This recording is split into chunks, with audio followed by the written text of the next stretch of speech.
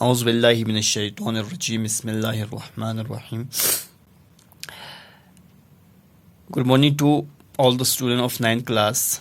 सो आज एक नया टॉपिक लेके आए हैं आपकी T1 सिलेबस में, ग्रामर का लास्ट पोर्शन, जो कि हमें करना है फॉर्मल एंड इनफॉर्मल लेटर। ठीक है, तो लेटर कितने प्रकार के होता है, लेटर कितने टाइप्स के होते हो, तो आपको बता दूं कि लेटर्स होते हैं दो टाइप के।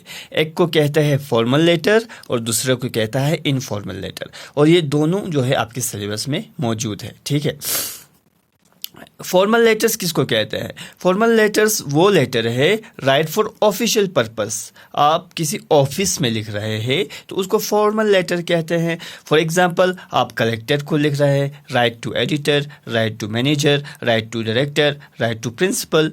तो ये सारे जो है ऑफिशियल लेटर होता है, फॉर्मल लेटर होते हैं, जो कि किसी मेन ऑफिशियल वर्क के लिए आप लिखते हैं, किसी दफ्तर में लिखते हैं, किसी ऑफिस में लिखते हैं। ठीक है, और दूसरे टाइप्स का है informal letter. Informal letters write for personal purpose, ये पर्सनल पर्पस के लिए लिखे जाते हैं। फॉर एग्जांपल, ये फैमिली मेंबर्स के लिए लिखे जाते हैं, फ्रेंड्स के लिए लिखे जाते हैं, रिलेटिव्स के लिए लिखे जाते हैं। ठीक है, इस लेटर में आपको टू द पॉइंट जल्दी आना है, इसमें आपको टू द पॉइंट आने की ज़रूरत नहीं है। इसमें आप क्वेश्चन भी पूछ सकते हैं, इसमें आप एक्सक्लेमेटरी मार्क से भी स्टार्ट कर सकते हैं।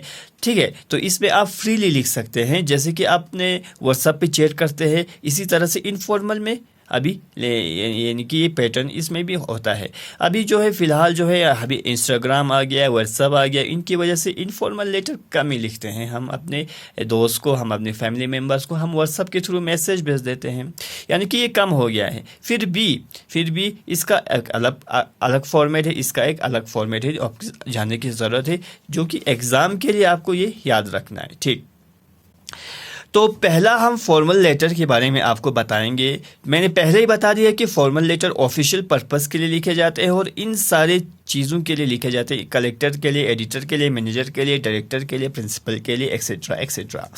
ठीक, ओके। एड्रेस देखो, सबसे पहले जो है आपको ऑफिशियल लेटर लिखते वक्त सबसे ऊपर लेफ्ट साइड में आपको एड्रेस लिखना है। एड्रेस किसका लिखना है? सेंडर एड्रेस लिखना है। ठीक है, सेंडर एड्रेस लिखा। सेंडर एड्रेस के बाद फॉर एग्जांपल मैंने 2 लेटर लिखे हैं जो मैं आपको भेजने वाला हूँ इसके बाद में।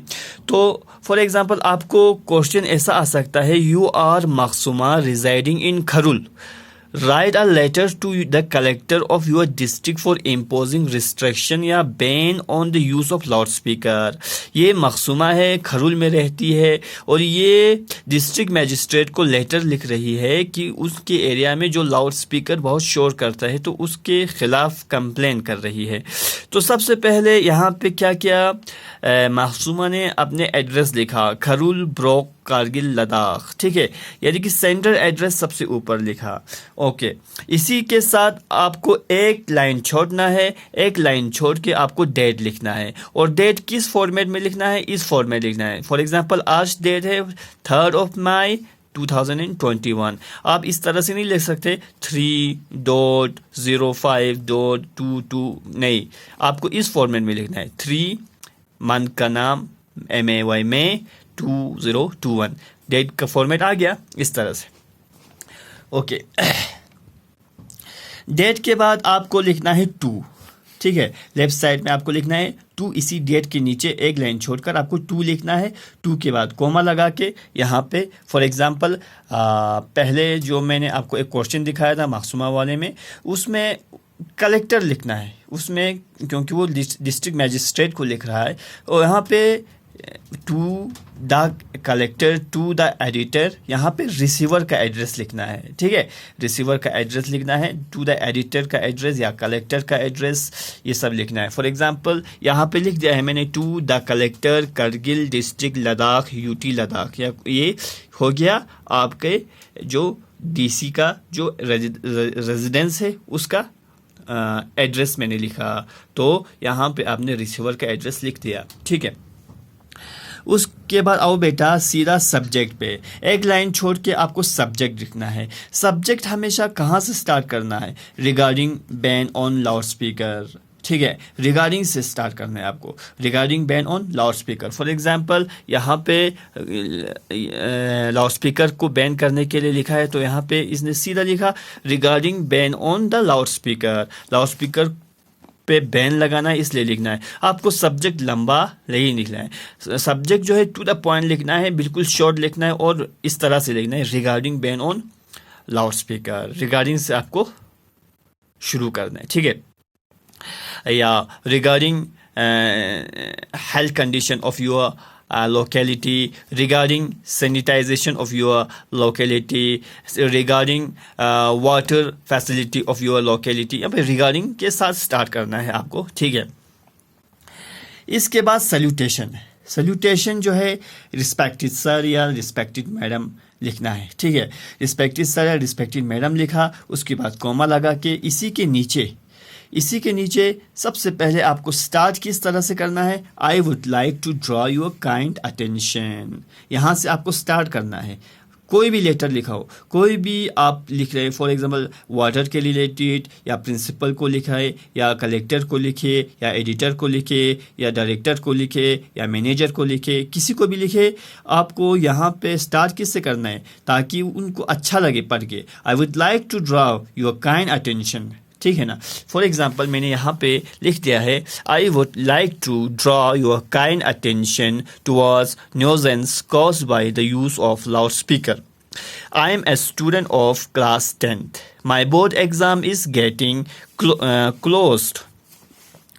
क्लोज यहाँ पे डी नहीं लिखना है, मैंने यहाँ पे थोड़ा मिस्टेक हो गया, क्लोज है, ठीक है, करीब।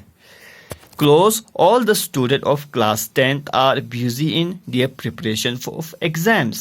This is very valuable time for us, but some people do not understand the value of time. They use loudspeaker at high volume. Because of it, we are getting disturbed. तो आपने बोरी लिखा, बोरी के बाद आपको लिखना है तुरंत नीचे आके, यहाँ पे स्पेस नहीं था तो मैं थोड़ा ये कंजेस्ट करके लिखा है, Therefore I requested you to take strict action against those who are found guilty, ठीक है। और लास्ट में आपको लिखना है यहाँ पे लिखना है, I shall be thankful to you, yours obediently या sincerely, your name। तो यहाँ पे क्लोज, ये है आपका फॉर्मल लेटर का ये एग्जाम्पल। तो आइए, तो इनफॉर्मल लेटर जैसे कि मैंने लिखा, आपको फैमिली के लिए, फ्रेंड के लिए, रिलेटिव के लिए पर्सनल लेटर होता है, तो इसमें फ्री लैंग्वेज आप यूज़ कर सकते हैं। सबसे पहले इसमें एड्रेस, सेंडर एड्रेस, जिसने लिखा है उसका एड्रेस यहाँ पे होना लाजिमी है। तो उसके बाद एक लाइन छोड़कर आपको डेट लिखना है, डेट इसी फॉर्मेट में लिखना है, for example 14th June, 2021। For example आप फादर को लिख रहे हैं या फ्रेंड को लिख रहे हैं, इसमें आपको बिल्कुल टू द एडिटर ये सब नहीं लिखना है, टू सब नहीं आएगा, ना सब्जेक्ट आएगा, सीधा यहाँ पे सैल्यूटेशन, डियर फादर या फ्रेंड।